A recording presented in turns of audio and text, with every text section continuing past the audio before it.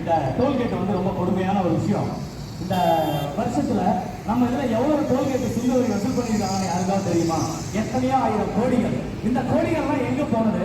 தமிழ்நாட்டோட கவர்மெண்ட்டுக்கு நம்ம கொடுத்த ஜிஎஸ்டி வரைக்கும் வரல, இந்த டோல்கேட்ல வசூல் பண்ற பணமும் வரல. அப்புறம் எதுக்கு இந்த டோல்கேட் தமிழகத்தில் இருக்கணும்? அதனாலதான் திமுக தலைவர் தளபதி ஸ்டாலின் அவர்கள் தேர்தல் வாக்குறுதிகள்ல ஒரு சிறப்பான வாக்குறுதியை கொடுத்திருந்தாங்க.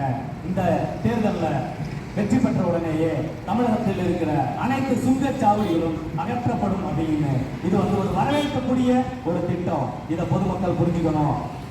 முன்னாடி 65 ரூபா 80 ரூபா இருந்த டிக்கெட்டை இப்ப சடனா 130 ரூபா. ஒரு கிராசிக் போகணும்னா 130 ரூபா, திருப்பி வரணும்னா 130 ரூபா, 260 ரூபா கொடுக்கணும். ஒரு பேஷண்ட்டை எடுத்துட்டா பக்கத்துல இருக்கிற ஹாஸ்பிட்டலுக்கு நீங்க அந்த டோல்கேட்டை கிராஸ் பண்ணீங்கன்னா போயிட்டு ரிட்டர்ன் வர்றதுக்கு அந்த காருக்கு பே பண்றதுக்கு இல்லாம 260 ரூபா 500 ரூபா அந்த மாதிரி 2 டோல்கேட் 3 டோல்கேட் கிராஸ் பண்ணீங்கன்னா ஒரு 1000 ரூபா 2000 ரூபா இந்த சுங்க